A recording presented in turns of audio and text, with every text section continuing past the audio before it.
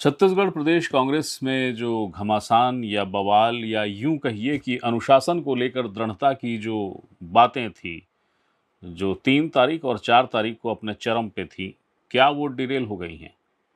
या डिरेल होने की बातें ही गलत हैं? सतह के भीतर अपनी गति से पानी प्रवाहमान है और पूरी गति से प्रवाहमान है। पूरा मसला क्या है, कथा क्या है, और इसके साथ साथ ये भी कि जबकि हम इस घटनाक्रम को लेकर या कांग्रेस के भीतर का ने जो कुछ हो रहा है बताने आपके सामने हाजिर हुए हैं, तो आपको वो शेर भी बताना बेहद ज़रूरी है जो हमें कांग्रेस के एक कार्यकर्ता ने दिया है, इस आग्रह के साथ कि सर इसे पढ़ दीजिएगा प्लीज़। हमारे कई कार्यकर्ताओं की आवाज़ मुकम्मल जगह पहुंच जाएगी। तो वो शेर क्या है, मुद्दा क्या है, वही बताने आपके सामने हाजिर हुआ हूँ। नमस्ते, मेरा नाम है याज्ञवल्क।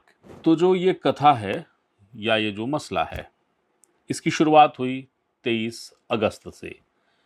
23 अगस्त को प्रदेश के पूर्व मुख्यमंत्री भूपेश बघेल का जन्मदिन था। सुभाष स्टेडियम में कार्यक्रम था। सुभाष स्टेडियम इसलिए चुना गया क्योंकि वहीं पे ईडी का कार्यालय है। राजनीतिक संकेत देना चाहते थे भूपेश बघेल और मुकम्मल तरीके से उन्होंने दे भी दिया। मगर उसी बीच हुआ ये कि रविंद्र चौबे उसी मंच पे थे और उन्होंने माइक से जो बातें कही उससे ये उद्भूत हुआ कि रविंद्र चौबे यह बताना चाहते हैं कि कांग्रेस का भला तो भूपेश बघेल के कमान संभालने पर ही होगा। यदि वो प्रदेश अध्यक्ष बन जाएं तो फिर सत्ता में भी वापसी हो जाएगी।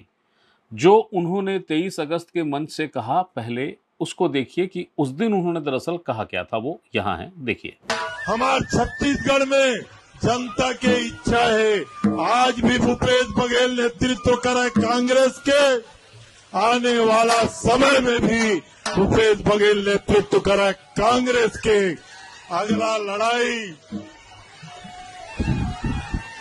लड़ाई भारतीय जनता पार्टी से, ये सरकार से, विष्णुदेव के कुशासन से, मोदी के गारंटी से अगर लड़ना है तो समझ लेना पहला ताकत और हिम्मत कामा है, केवल और केवल।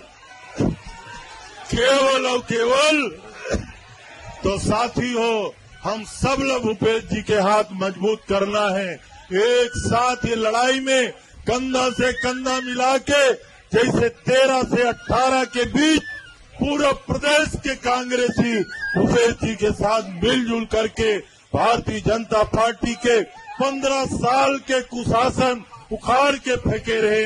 आने वाला समय में छत्तीसगढ़ में फिर से आदरणीय भूपेश जी के नेतृत्व में यही लड़ाई लड़े जाए और राहुल जी के हाथ मजबूत करे बर अगला सरकार, किसान के सरकार अगर कोई बना सकत है तो केवल और केवल। अब 23 अगस्त की इस बात को लेकर तूफान खड़ा हो गया। कांग्रेस संगठन में यानी प्रदेश कांग्रेस में भयंकर हलचल हो गई। 3 सितंबर को बैठक हुई। 3 सितंबर को जिलाध्यक्षों की बैठक थी। पूरे प्रदेश भर के जिलाध्यक्ष हाजिर थे और जिलाध्यक्षों के साथ साथ प्रदेश कार्य समिति की भी बैठक उसी के बाद रखी गई थी। जिलाध्यक्षों ने बहुत सारे मुद्दे उठाए और मुद्दों के बीच में फिर ये मुद्दा भी आया जो रविंद्र चौबे का विषय था कि मंच से कोई भी कहीं भी कुछ भी कह देता है। और रविंद्र चौबे जी का जो विषय है, उनके ऐसा कहने से बीजेपी को मुफ्त में वार करने का मौका मिल गया।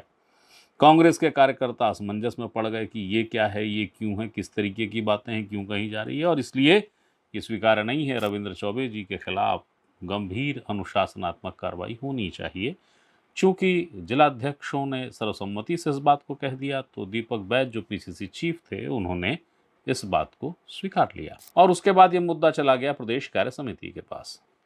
प्रदेश कार्य समिति में जब ये विषय आया तो वहां पर भी जिलाध्यक्षों के इस प्रस्ताव को सर्वसम्मति से अनुमोदन मिल गया। जितने भी प्रदेश कार्य समिति के 31 सदस्य, उन्होंने हाथ उठाकर समर्थन कर दिया कि ये बयान और इस तरीके की चीज़ें स्वीकार्य नहीं हैं, इससे संगठन का अनुशासन भंग हो जाता है और कठोर कार्रवाई जरूरी है। और चूंकि रविंद्र चौबे वरिष्ठ हैं और एआईसीसी से संबद्ध हैं, इसलिए उन पर कार्रवाई के लिए एआईसीसी को प्रस्ताव भेजा जाना चाहिए और भेजा जाए, इस आशय के साथ प्रस्ताव आ गया।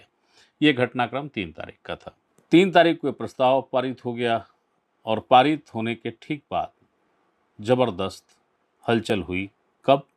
4 तारीख को, यानी अगले दिन। तो 4 तारीख को यानी 4 सितंबर को रविंद्र चौबे पीसीसी भवन पहुंचे।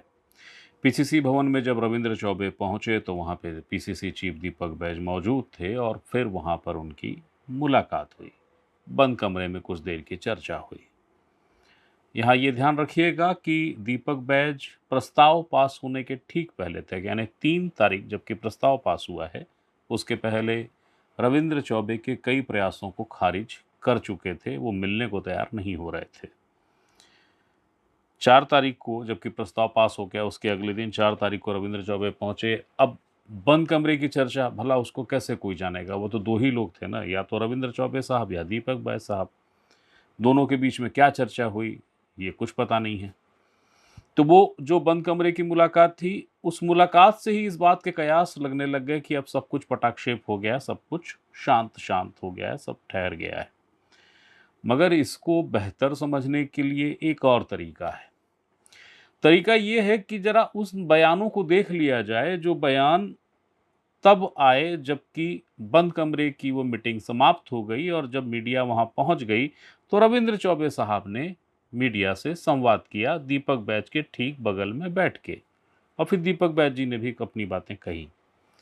तो जब वो दोनों बातों को आप सुनेंगे तो अंदाज लग जाएगा कि दिशा क्या है। सब कुछ ठहर गया या सतह के नीचे प्रवाह बहुत तेज है।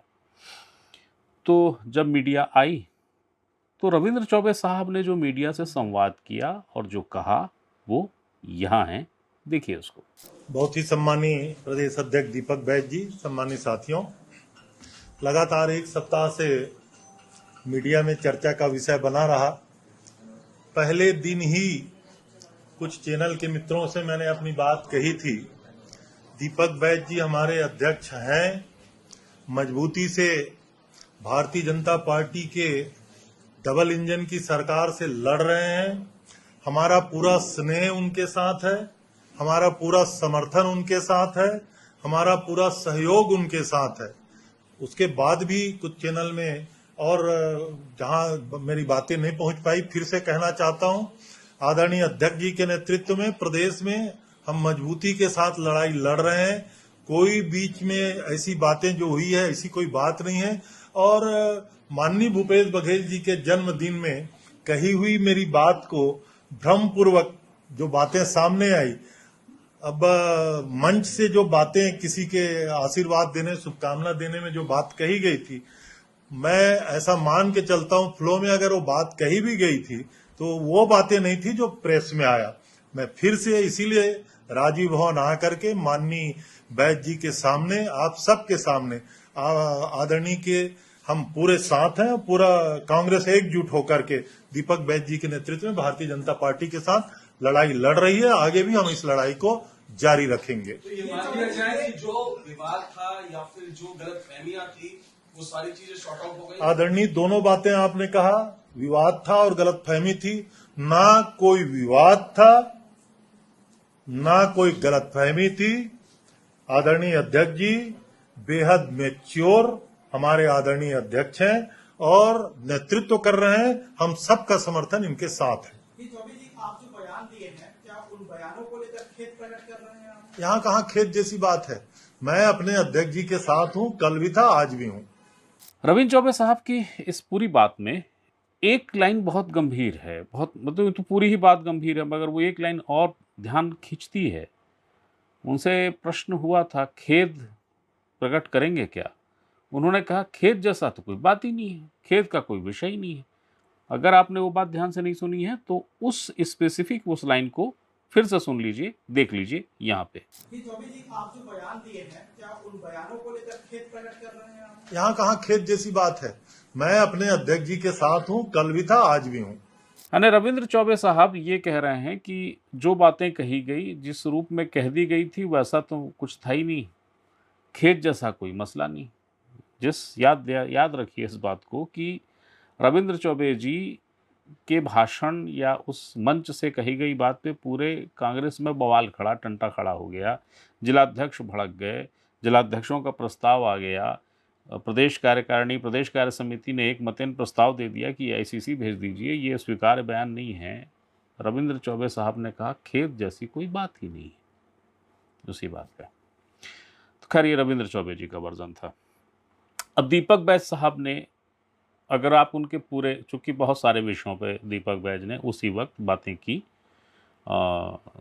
जबकि रविंद्र चौबे बगल में बैठे हुए थे, तो दीपक बैज साहब के पूरे बयानों को अगर आप देख लेंगे तो कहीं पर भी किसी भी जगह दीपक बैज ने ये नहीं कहा है कि जो प्रस्ताव पास हुए अनुशासनहीनता को लेकर कार्यवाही के, उन प्रस्तावों को अब रोक दिया जाता है या वो स्थगित हो गए या विषय समाप्त हो गया, क्योंकि प्रस्ताव एक रविंद्र चौबे का तो है ही नहीं, प्रस्ताव में तो कुलदीप जुनेजा का भी नाम है।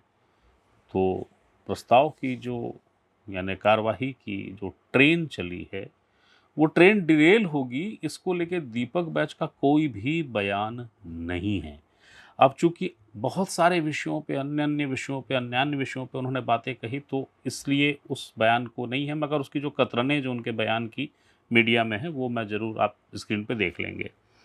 बहरहाल ये बयान हो गए, मीडिया से चर्चा हो गई, और जैसी मीडिया से चर्चा हुई इस बयान को बयान होने के बाद ये खबर तैर गई कि भाई अब सब कुछ शांत, सब कुछ ठीक, रविंद्र चौबे जी ने माफ़ी मांग ली है, दीपक बैज जी ने माफ़ कर दिया है। बयान आपके सामने ही थे, ना इन्होंने माफ़ी मांगी है रविंद्र चौबे साहब ने, और ना दीपक बैज जी ने कहा है मैंने माफ़ कर दिया है।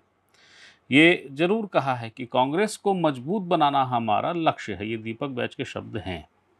कलेक्टिव लीडरशिप की याद, कलेक्टिव लीडरशिप की बात जो खड़गे जी कह के गए थे, उसकी याद दीपक बैज ने फिर दिलाई है। फिर बता देता हूँ, दीपक बैज ने कहीं पर भी नहीं कहा कार्यवाही रोकी जा रही है या रुक रही है। अब वो जो मुझे किसी युवा ने डॉक्टर नदीम शाद साहब का शेर दिया है, वो आग्रह के साथ दिया है कि इस पे आप जब खबर बनाएंगे तो ज़रा वो शेर आप पढ़ दीजिएगा नदीम शाद जी का। तो वो शेर मैं पढ़ देता हूँ, क्योंकि शेर सार्थक है, मुकम्मल है। अब वो किसको लक्ष्य कर रहा है, ये शेर की जो पंक्तियाँ हैं वो किसको लक्ष्य कर रही हैं, ये आप समझ लीजिएगा, आप बेहतर समझते हैं, समझदार हैं, दर्शक हैं आप हमारे सम्मानित, तो मैं उसको पढ़ देता हूँ। नदीम शाद की वो पंक्तियाँ हैं, उसको इज्जत कैसे दिलवा सकते हो जिसको जिल्लत सहने में आसानी हो, उसको इज्जत कैसे दिलवा सकते हो जिसको जिल्लत सहने में आसानी हो, मुश्किल में मत पड़ जाना तुम हाँ कहकर, मुश्किल में मत पड़ जाना तुम हाँ कहकर, वो कहना जो कहने में आसानी हो। और अब आखिरी बात, रविंद्र चौबे साहब जब पीसीसी से निकले बातचीत के बाद, तो वो भूपेश बघेल जी के रायपुर स्थित सरकारी निवास पहुंचे, जहां भूपेश बघेल शायद उनका इंतज़ार कर रहे थे, और वहां पे फिर मुलाकात के बाद जाहिर है चर्चा हुई। क्या चर्चा हुई उसकी जानकारी सार्वजनिक नहीं है, पर यह सूचना है कि हाँ वो गए थे। तो यही एक महत्वपूर्ण सूचना थी, महत्वपूर्ण अपडेट था, महत्वपूर्ण जानकारी थी जो आपको देनी जरूरी थी। फिर कोई सूचना होगी, फिर कोई जानकारी होगी, वो देने आपके सामने फिर हाजिर होऊंगा। तब तक के लिए प्रणाम।